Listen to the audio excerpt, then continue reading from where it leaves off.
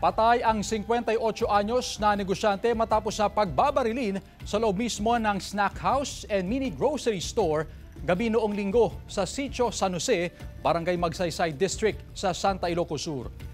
Batay sa investigasyon ng pulisya, pinagbentahan pa umano ng 15 anyos na anak ng biktima ang sospek sa kanilang tindahan.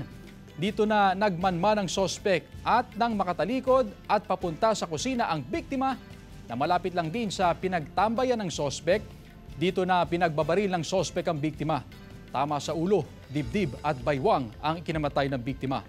Naaresto naman sa hot pursuit operation ng sospek na napag-alamang kababayan at kakilala rin ng biktima. Paghihiganti ang nakikita ng PNP na motibo sa nangyaring krimen. Nakatakdang sampahan ng kasong murder ang sospek. Wala pang pahayag ang sospek at kaanak ng biktima. Umupo siya doon, palami naman na yung biktima nandun sa lababo, malapit lang sa kinaupuan ng sospek. At doon, nung makita niyang nakapalikod na siya, doon binaril na po ng 3 beses.